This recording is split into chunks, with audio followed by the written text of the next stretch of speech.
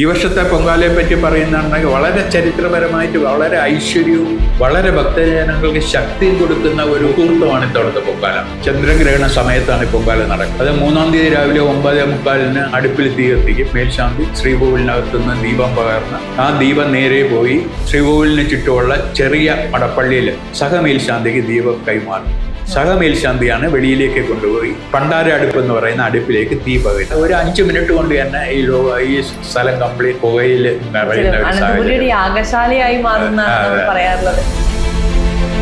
വിഷ്ണു തീർത്ഥൻ പോറ്റി എന്ന് പറഞ്ഞുകൊണ്ട് ഇതിനടുത്തുള്ള ഒരു പൂജ. അദ്ദേഹത്തിന്റെ പൂജ വളരെ ശക്തിയായിട്ടുള്ള പൂജ വന്നു. അദ്ദേഹത്തിന്റെ പൂജയുടെ ഐശ്വര്യം കൊണ്ടാണ് ആറ്റുകാൽ ദേവിയുടെ ശക്തി വളരെ പെട്ടെന്ന് വളരെ പ്രശസ്തിയിലേക്ക് എത്തി. അതിനുശേഷമാണ് ഈ വിഗ്രഹത്തില് തങ്കഅങ്ങി സ്ഥാപിക്കണമെന്ന് ഭക്തരുടെയൊക്കെ അഭിപ്രായങ്ങൾ മാനിച്ചുകൊണ്ട് 1987 തങ്കഅങ്ങി സ്ഥാപിച്ചത്. കുത്തിയോട്ടത്തിന്റെ ചരിത്രം എങ്ങനെയാണ്? ബാലന്മാരെ അംഗരക്ഷകരായി ദേവിയുടെ കൂടെ വിട്ടു എന്നുള്ളതാണ് പറയപ്പെടുന്നത്. ഇത് മെയിനായിട്ട് ചെയ്യുന്ന കുട്ടികളുടെ ഭാവി, ഇവരുടെ ഐശ്വര്യം, പിന്നെ വിദ്യാഭ്യാസം, ഇതൊക്കെ ഈ ബാലന്മാർക്ക് കിട്ടും എന്നുള്ളതാണ് അതിലെ ഐതിഹ്യങ്ങൾ വരുന്നത്. ഗിന്നസ് റെക്കോർഡിൽ വരെ ഇടം നേടിയിട്ടുള്ളതാണ്. അതെ 1997 1.5 മില്യൺ ആളുകൾ, സ്ത്രീകൾ ഒരേ സമയത്ത് ഒരേ പർട്ടിക്കുലർ സമയത്ത് ഇവിടെ ചെയ്തു എന്നുള്ളതിനാണ് ഗിന്നസ് വേൾഡ്. ഇപ്പോഴത്തെ നമ്മളെ കണക്കനുസരിച്ച് എങ്ങനെ പോയിരുന്നാലും 4 മില്യൺ ഇത്തവണത്തെ പൊങ്കാലയ്ക്ക് എത്തും എന്നുള്ളതാണ് ഇത്രയും വർഷത്തിന്റെ കണക്കനുസരിച്ച്.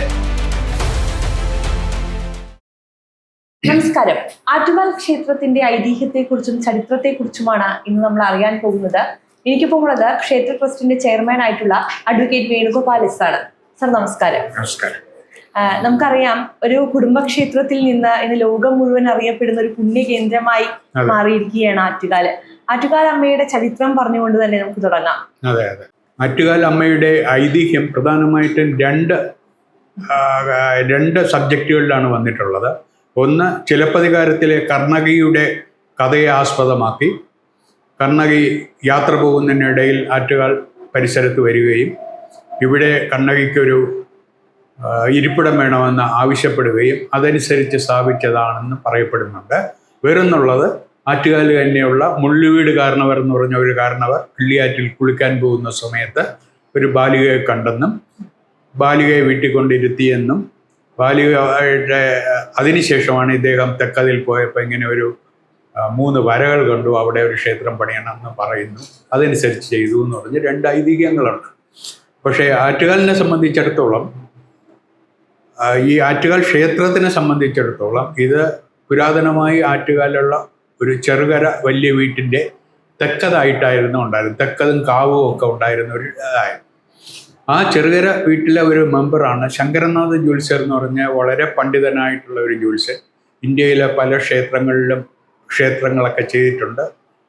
പഞ്ചാബ് രാജാവിൻ്റെ സദസ്സിൽ വർക്ക് ചെയ്തിട്ടുണ്ട്.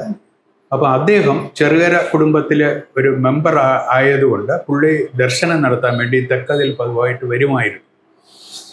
തെക്കതിൽ വരുന്ന സമയത്ത് അദ്ദേഹത്തിന് ഒരു ദേവീ ചൈതന്യം അവിടെ ഉള്ളതായിട്ട് അദ്ദേഹത്തിന് തോന്നുകയും അദ്ദേഹം ആ വിവരം സ്വാതി തിരുനാൾ മഹാരാജാവ് മുമ്പ് അവതരിപ്പിക്കുകയും സ്വാതി തിരുനാൾ മഹാരാജാവിൻ്റെ കൽപ്പന പ്രകാരമാണ് ശങ്കരനാഥ ജ്യോത്സ്യർ ഇവിടെ ഒരു പ്രതിമ സ്ഥാപിച്ചത്. ഇത് വരുന്നത് 1835 ഈ പ്രതിമ സ്ഥാപിക്കുന്നത്. ഈ വിവരങ്ങളൊക്കെ നമുക്ക് കിട്ടുന്നത് നമ്മുടെ 2-3 തലമുറക്കാരിൽ നിന്ന് ഡയറക്റ്റായിട്ട് കിട്ടിയിട്ടുള്ള വിവരങ്ങൾ. ചെറുകര വീട്ടിൽ ഇപ്പോഴും ചെറുകര വീട്ടിലെ മെമ്പേഴ്സ് ക്ഷേത്രവും ട്രസ്റ്റുമായിട്ടൊക്കെ പ്രവർത്തിക്കുന്നു. അപ്പോൾ 1835 ശങ്കരനാഥ ജ്യോത്സ്യർ സ്വാതി തിരുനാൾ മഹാരാജ തിരുമനസിൻ്റെ ഇതനുസരിച്ച് ഒരു പ്രതിഷ്ഠ നടത്താമെന്ന് തീരുമാനിക്കുകയും അതനുസരിച്ച് ക്ഷേത്ര പരിസരത്തുള്ള ഒരു വരിക്കൽ പ്ലാവിൻ്റെ ശിഖരങ്ങളൊക്കെ മുറിച്ചതിന് ശേഷം അതിൻ്റെ അതിൽ ആണ് ദേവിയുടെ ദാരുവിഗ്രഹം കൊത്തിയിട്ടുള്ളത്. ഇതിലേക്ക് വേണ്ടി തന്നെ, ഇത് ചെയ്യാൻ വേണ്ടി തന്നെ, ഈ ആർട്ട് പണികൾ ചെയ്യാൻ വേണ്ടി തന്നെ പല ശില്പികളും വ്രതമെടുത്താണ് വന്നിട്ടുള്ളത്. എന്നിട്ട് ഈ പറഞ്ഞ പോലെ ദേവിയുടെ വാള്, പരിച, തലയോട്ടി എന്നിവ കരങ്ങളിലൊക്കെ ദേവിയുടെ കരങ്ങളിലുണ്ട്. അങ്ങനെ ഒരു പ്രതിഷ്ഠ നടത്തി ആ ദാരുവിഗ്രഹമാണ് അദ്ദേഹം ഈ തെക്കതിൽ കൊണ്ടുവന്ന് സ്ഥാപിച്ചതിന് ശേഷം അതിനൊരു പഴയ ആചാരങ്ങൾക്ക് മാറി ഒരു രൂപവും ഇത് വന്നതനുസരിച്ച് ആചാരങ്ങളും മാറി അവിടെ പൂജകൾ തുടങ്ങി. 1835 പൂജകൾ തുടങ്ങി. അന്ന് പക്ഷെ വളരെ ചെറിയ ഒരു തക്കതും ഈ പ്രദേശത്തെ ആളുകൾ അങ്ങനെ ഇല്ലാത്തതായതുകൊണ്ട് ആ കുടുംബം തന്നെ അതിൻ്റെ ബാക്കിയുള്ള പൂജകളൊക്കെ നടത്തിക്കൊണ്ടുപോയി. 1859 ശങ്കരനാഥ ജ്യോത്സ്യർ ആറ്റുകാലിൽ നിന്ന് പത്മനാഭസ്വാമി ക്ഷേത്രത്തിലേക്ക് ഒരു ദർശനത്തിന് പോകുന്ന വഴി അദ്ദേഹത്തിന് ഹൃദയ സംബന്ധമായ അസുഖം വന്ന് അദ്ദേഹം മരിക്കാനിടയായിട്ടുണ്ട്. 1835 അദ്ദേഹം മരിച്ചത്. അതിനുശേഷം അദ്ദേഹത്തിൻ്റെ മകൻ അദ്ദേഹത്തിൻ്റെ മകൻ ആറ്റുകാൽ ശങ്കരപ്പിള്ള എന്ന് പറഞ്ഞ ഒരു വ്യക്തിയും അദ്ദേഹത്തിൻ്റെ മക്കൾ ജസ്റ്റിസ് ഗോവിന്ദപിള്ളയും മീനാക്ഷി അമ്മ. ജസ്റ്റിസ് ഗോവിന്ദപിള്ളയാണ് നമ്മുടെ കരമന ടവർ വീല ജഡ്ജി റോഡ് എന്നുള്ള പേരിലൊക്കെ അറിയപ്പെടുന്നത്. ഗോവിന്ദപിള്ള ജഡ്ജിയുടെ മേൽനോട്ടത്തിലാണ് ബാക്കിയുള്ള പൂജാതി കാര്യങ്ങൾ നടത്തിക്കൊണ്ട് വന്നത്. ആ നടത്തിക്കൊണ്ടുവരുന്ന സമയത്ത് തന്നെ 1897 തിരുവനന്തപുരത്ത് ഒരു പ്രകൃതിക്ഷോഭം വരികയും അതനുസരിച്ച് പത്മനാഭസ്വാമി ക്ഷേത്രത്തിലൊക്കെ കൊടിമരം വീഴുകയും പഴയ ഡാമേജ് വന്നിട്ടുണ്ട്. അതേപോലെ തന്നെ നമ്മുടെ ഈ ക്ഷേത്രത്തിൻ്റെ ഒരു അരശ വന്ന് ഒടിഞ്ഞ് നമ്മുടെ ക്ഷേത്രത്തിനകത്തേക്ക് വന്ന് വീണ് ക്ഷേത്രനാശങ്ങളൊക്കെ സംഭവിച്ചു. പക്ഷെ പ്രതിഷ്ഠയുടെ അവിടെ യാതൊന്നും സംഭവിച്ചിട്ടില്ല, ക്ഷേത്രത്തിന് മാത്രമാണ്. അതനുസരിച്ചുള്ള ക്ഷേത്രപ്പണി ഈ ഗോവിന്ദപിള്ള ജഡിയുടെ മേൽനോട്ടത്തിൽ പുനരുദ്ധാരണം നടത്തി. പുനഃപ്രതിഷ്ഠ ചെയ്യേണ്ട സാഹചര്യമേ വന്നിട്ടില്ലായിരുന്നു. നടത്തിയതിന് ശേഷമാണ് ഈ ക്ഷേത്രത്തിൽ പൂജാതി കാര്യങ്ങളൊക്കെ നടത്തിക്കൊണ്ട് വന്നത്. 1925 ജസ്റ്റിസ് ഗോവിന്ദപിള്ള ജഡ്ജി മരിച്ചതിന് ശേഷം ആ കുടുംബത്തിലെ ബാക്കി നടത്താൻ ആളുകളില്ലാത്തതുകൊണ്ട് അദ്ദേഹത്തിൻ്റെ സഹോദരി മീനാക്ഷി അമ്മയുടെ തലമുറകൾ കുറേ നാൾ നോക്കി അവരെ ഉൾപ്പെടുത്തിക്കൊണ്ട് ആറ്റുകാൽ കരയിൽ നിന്ന് ഒരു കമ്മിറ്റി രൂപീകരിച്ച് ആ കമ്മിറ്റിയാണ് ക്ഷേത്രത്തിൻ്റെ പ്രവർത്തനങ്ങൾ നടത്തിക്കൊണ്ടുപോയത്. ആ കമ്മിറ്റികൾ പല രീതിയിൽ പ്രവർത്തിച്ച് അവർ ഈ സ്ഥലത്തുള്ളവരിൽ നിന്ന് സംഭാവനകൾ സ്വീകരിച്ച് വളരെ ചെറിയ രീതിയിൽ മുമ്പോട്ട് പോയിക്കൊണ്ടിരുന്ന ക്ഷേത്രമാണ്. അന്ന് ഈ പൊങ്കാല എന്ന് പറയുന്നതൊന്നും അന്നില്ല. അതിനുശേഷമാണ് ഇത് 1913 ഈ ഗോവിന്ദപിള്ള ജഡ്ജി മരിക്കുന്നതിന് മുമ്പ് തന്നെ ഈ ക്ഷേത്രത്തിൽ ഒരു പൂജാരിയെ നിയമിച്ചിരുന്നു. ആ പൂജാരിയാണ് മറ്റേ വിഷ്ണു തീർത്ഥൻ പോറ്റി എന്ന് പറഞ്ഞുകൊണ്ട് ഇതിനടുത്തുള്ള ഒരു പൂജാരി. അപ്പോൾ അദ്ദേഹം ഈ ക്ഷേത്രത്തിൽ പൂജ നടത്തുന്ന അദ്ദേഹം വരുന്ന വഴിയിൽ എവിടെ നിന്നെങ്കിലും കുറച്ച് പൂക്കളൊക്കെ കൊണ്ടുവന്ന് ഈ ക്ഷേത്രത്തിൽ പൂജിക്കും.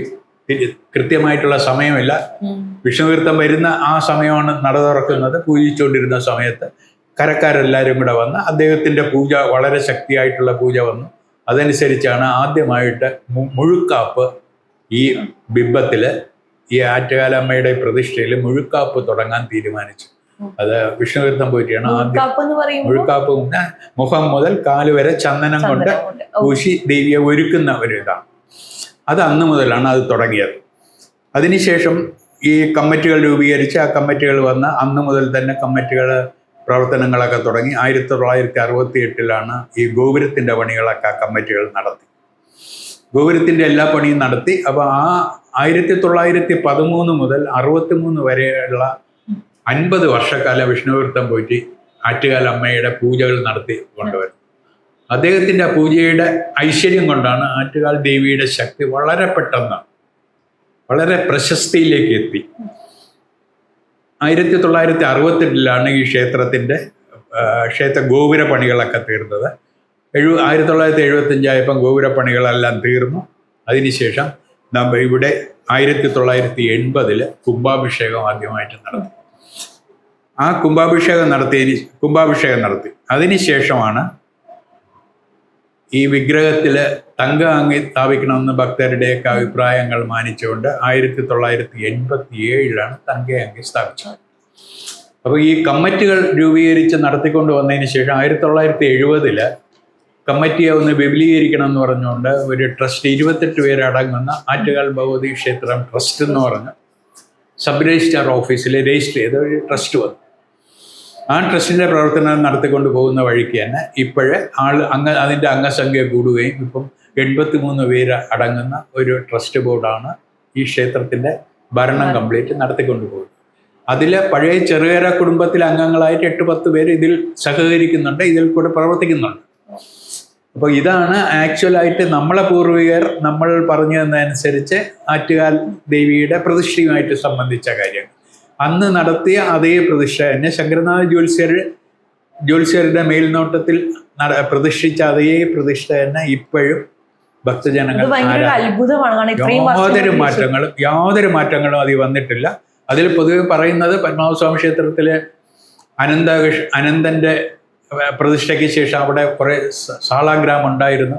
അത് തമ്പുരാട്ടി അന്നത്തെ മഹാരാജാവ് ഇവിടെ കൊടുത്തു. അതും കൂടെ ഇതിൽ ഉൾപ്പെടുത്തിയാണ് പ്രതിഷ്ഠ നടത്തിയത്. അതിൻ്റെ ശക്തിയാണെന്നൊക്കെ പലരും പറയുന്നുണ്ട്. ഏതായിരുന്നാലും അതിനുശേഷം ആറ്റുകാൽ ദേവിയുടെ ശക്തി ഈ ഷോർട്ട് പീരീഡ് കൊണ്ട്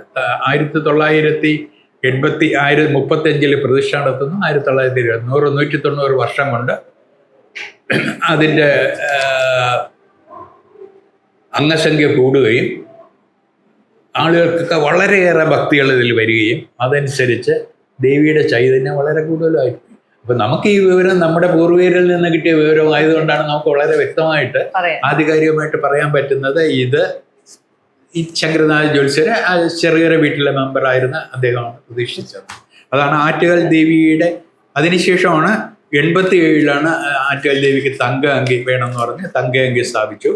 ആ തങ്ക അങ്കി അതനുസരിച്ചാണ് ഇപ്പോഴും അതിൽ തന്നെ ദർശനം വെളിയിലേക്ക് തങ്ക അങ്കി മാറ്റിയുള്ള ദർശനം കൊടുക്കാറില്ല.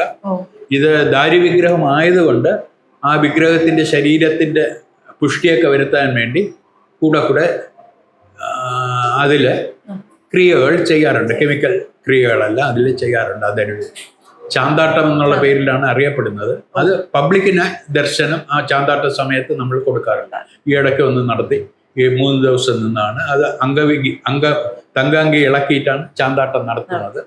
പക്ഷെ അത് പബ്ലിക്കിന് കൊടുക്കാറില്ല, പബ്ലിക്ക് കാണാൻ വരാറുമില്ല എന്നുള്ളതാണ്. നമുക്കറിയാം ഗിന്നസ് റെക്കോർഡിൽ വരെ ഇടം നേടിയിട്ടുള്ളതാണ്. അതെ 1997 1.5 മില്യൺ ആളുകൾ, സ്ത്രീകൾ ഒരേ സമയത്ത് ഒരേ പർട്ടിക്കുലർ സമയത്ത് ഇവിടെ ഒത്തുചേരുക ചെയ്തു എന്നുള്ളതിനാണ് ഗിന്നസ് വേൾഡ് റെക്കോർഡ്. അതിനുശേഷം 2009 അതേ 2.5 മില്യൺ 25 ലക്ഷം പേര് ചെയ്തു എന്നുള്ളതാണ്. ഇപ്പോഴത്തെ നമ്മളെ കണക്കനുസരിച്ച് എങ്ങനെ പോയിരുന്നാലും 4 മില്യൺ ഇത്തവണത്തെ പൊങ്കാലയ്ക്ക് എത്തും എന്നുള്ളതാണ് ഇത്രയും വർഷത്തിന്റെ കണക്കനുസരിച്ച് പറയുന്നത്. നമുക്ക് 10-15 കിലോമീറ്റർ ദൂരം ഇതിന് ചുറ്റുമൊക്കെ പൊങ്കാല വന്നിട്ടുണ്ട്. ഭക്തജനങ്ങൾക്കെല്ലാം എല്ലാ രീതിയിലുള്ള സന്തോഷങ്ങളും അനുഗ്രഹങ്ങളും ദേവി കൊടുക്കുന്നുണ്ട്. ഇവിടുത്തെ പ്രധാനമായിട്ടുള്ള ചടങ്ങ് ഉത്സവവുമായിട്ട് ബന്ധപ്പെട്ട് വരുന്നത് ഒന്ന് കുത്തിയോട്ടവും, രണ്ടാമത് താലപ്പൊലി. ഈ കുത്തിയോട്ടത്തിന്റെ ചരിത്രം എങ്ങനെയാണ്? നമുക്കറിയാം കുഞ്ഞുങ്ങളാണ്. അപ്പോ ആരാണ് ഈ കുഞ്ഞുങ്ങള് ദേവിയുടെ കൂടെ, ദേവിയുടെ ഒപ്പം? അപ്പം ഇത് വരുന്നത് നേരത്തെ പറഞ്ഞ പോലെ, ചരിത്രത്തിൽ പറഞ്ഞ പോലെ മറ്റേ മധുരയിൽ നിന്നും കണ്ണകി ദേവിയുടെ ചിലപ്പതികാരത്തിലെ കണ്ണകി ദേവിയുടെ ഇത് വരികയും അത് കണ്ണകി ദേവിക്ക് അകമ്പടി സേവിക്കാൻ വേണ്ടി ഇവിടുത്തെ ബാലന്മാര് 12 വയസ്സിനും 10നും 12നും ഇടയ്ക്കുള്ള ബാലന്മാരെ അംഗരക്ഷകരായി ദേവിയുടെ കൂടെ വിട്ടു എന്നുള്ളതാണ് പറയപ്പെടുന്നത്. പക്ഷെ ഇതിന്റെ ശക്തി കൂടി ഇപ്പം 581 കുത്തിയോട്ടമാണ് ഈ വർഷമുള്ളത്. അത് ആ കുത്തിയോട്ടം സാധാരണ ഇവർ ചെയ്യുന്ന 7 ദിവസവും ക്ഷേത്രത്തിലേക്ക് കുട്ടികളെ കൊണ്ട് നിർത്തണം.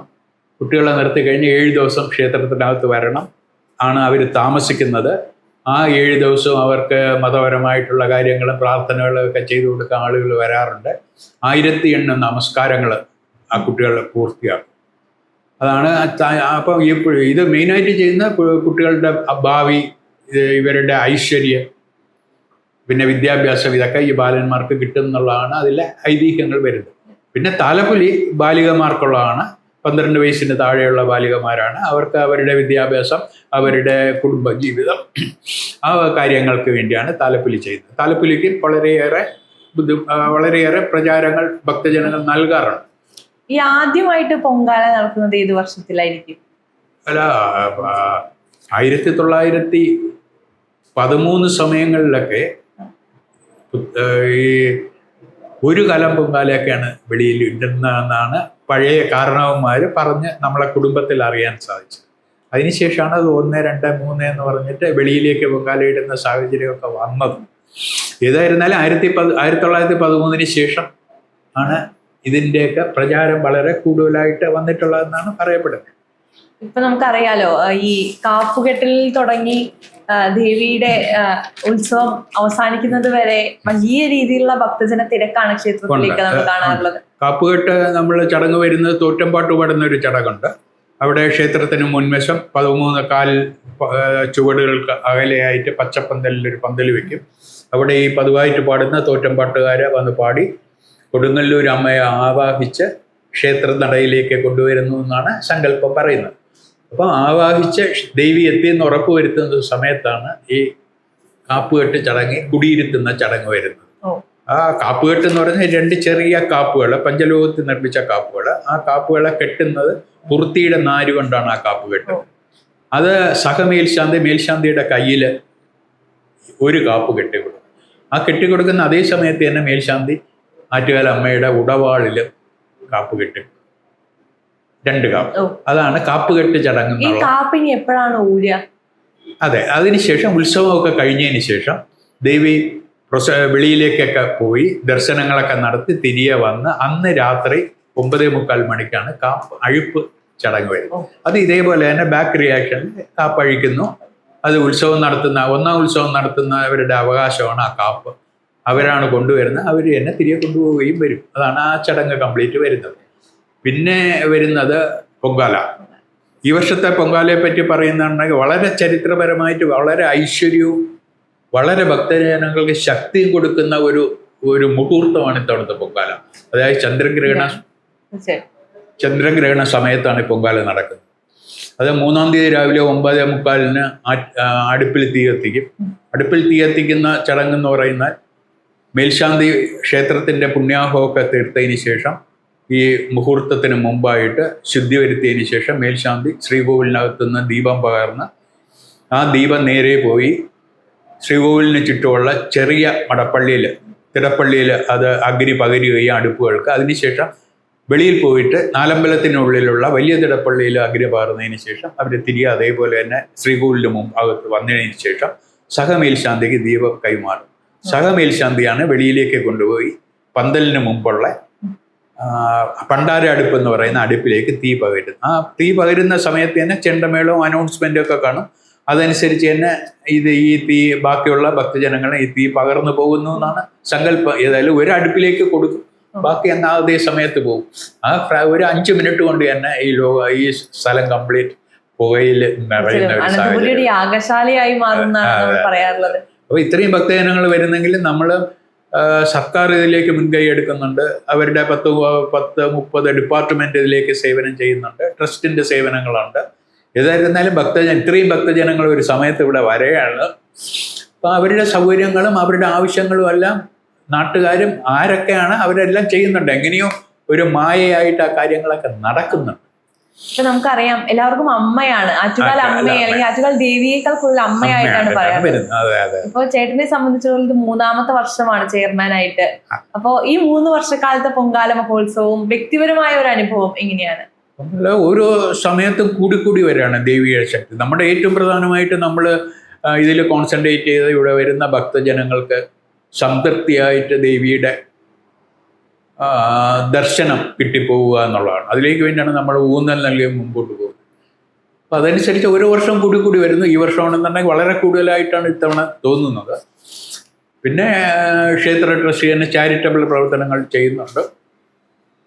എല്ലാ വർഷവും തന്നെ 1 കോടി രൂപയോട് അടുപ്പിച്ച് വിദ്യാഭ്യാസം അല്ലെങ്കിൽ അസുഖങ്ങൾ വരുന്ന ക്യാൻസർ സെൻറ്റർ, RCC മുതലായ ഹോസ്പിറ്റലുകളിൽ കിടക്കുന്ന രോഗികൾക്ക് അല്ലെങ്കിൽ പൊതുവായിട്ട് വരുന്ന രോഗികൾക്ക് വേണ്ടി ഉദ്ദേശം 1 കോടി രൂപ നമ്മുടെ വരുമാനത്തിൻ്റെ ഒരു ഷെയർ എന്നുള്ള രീതിയിൽ അത് കുറേ വർഷമായി 10-15 വർഷമായിട്ട് ഇപ്പോഴും തുടർന്നുകൊണ്ടിരിക്കുകയാണ്. പിന്നെ ഒരുവിധം നല്ല രീതിയിലുള്ള അച്ചടക്കത്തോടു കൂടിയാണ് ഭരണം നടന്നു പോകുന്നതെന്നുള്ളതാണ് വിശ്വാസം. അപ്പം ഇതിൽ ഏറ്റവും പ്രധാനമായിട്ട് വന്നിട്ടുള്ള ഇതാണ്. ഇത്രയും കാര്യങ്ങൾ ഞാൻ പറഞ്ഞത് നമ്മളെ കുടുംബപരമായിട്ട് കിട്ടിയിട്ടുള്ള കാര്യങ്ങളാണ്. തീർച്ചയായിട്ടും ആ കുടുംബത്തിന്റെ ഒരു ഇളമുറക്കാരനാണ്. അപ്പൊ അത്തരത്തിലുള്ള ഒരു അടുപ്പം ദേവിയോട് കുറച്ച് കൂടുതലില്ലേ എന്നുള്ളതാണ്. വരാറുണ്ട്. നമ്മുടെ ആ കുടുംബത്തിൽ നിന്ന് തന്നെ 10-15 പേര് ഇപ്പം ഇതിൽ സഹകരിക്കുന്നുണ്ട്. ബാക്കി എല്ലാവരും ഈ നാട്ടിലുള്ള അതിനുശേഷമുള്ള പുരാതനമായിട്ടുള്ള കുടുംബത്തിലേക്ക്. ഈ ചെറുകര വീട്ടുകാർ അവരുടെ ഇതിലുള്ള തെക്കതായതുകൊണ്ടാണ് അവർക്ക് ഇത് വരുന്നത്. അവരുടെ ഒരു മെമ്പറായിരുന്നു ശങ്കരനാഥ ജ്യോത്സ്യൻ. ആ വക ഐശ്വര്യങ്ങളും ഏറ്റവും പ്രധാനമായിട്ട് ശങ്കരനാഥ ജ്യോത്സ്യർ എന്ന് പറയുന്ന ആ പണ്ഡിതന്റെ കൈകൾ കൊണ്ട് അല്ലെങ്കിൽ ഡയറക്ഷൻ കൊണ്ട് ദേവിയെ പ്രതിഷ്ഠിച്ചത്. രണ്ടാമത് നമ്മുടെ 1913 മുതൽ 50 വർഷം വിഷ്ണുതീർത്ഥം പോറ്റി ദേവിയുടെ പ്രാർത്ഥന നടത്തുക. ഈ രണ്ട് കാര്യങ്ങളാണ് മെയിനായിട്ട് വരുന്നത്. ഇവിടെ ജ്യോതിഷ വിധി പ്രകാരമുള്ള ഒരു ക്ഷേത്രമാണ്. ഇവിടെ താന്ത്രിക വിധി പ്രകാരം അല്ല ഇവിടെ ചെയ്തിട്ടുള്ളത്. അതുകൊണ്ട് തന്ത്രി എന്ന് പറയുന്ന പോസ്റ്റ് നമുക്ക് റെഗുലറായിട്ടില്ല. ആവശ്യത്തിന് കോൺട്രാക്ട് അടിസ്ഥാനത്തിലാണ് ഇപ്പം തന്ത്രിയെ നിയമിച്ചിട്ടുള്ളത്. ഇപ്പം പരമേശ്വരൻ വാസുദേവൻ എന്ന് പറഞ്ഞൊരു വ്യക്തിയാണ് തന്ത്രിയായിട്ടുള്ളത്. അദ്ദേഹത്തിന് ഓരോ വർഷത്തെ കോൺട്രാക്ട് അടിസ്ഥാനത്താണ് നമ്മൾ കൊടുക്കുന്നത്. പിന്നെ മേൽശാന്തി ഓരോ വർഷമാണ് എടുക്കുന്നത്. ഇത്തവണ മേൽശാന്തിയായിട്ട് പ്രവർത്തിക്കുന്ന അനീഷ് എന്ന് പറഞ്ഞ ഒരു ഇതാണ് മേൽശാന്തി. തീർച്ചയായിട്ടും. അപ്പൊ എന്തായാലും ഒരുപാട് സന്തോഷം ഇത്രയും വിവരങ്ങൾ ഈ തിരക്കിനിടയിൽ ഞങ്ങൾക്ക് വേണ്ടി പങ്കുവച്ചതില്. നമസ്കാരം. Thank you.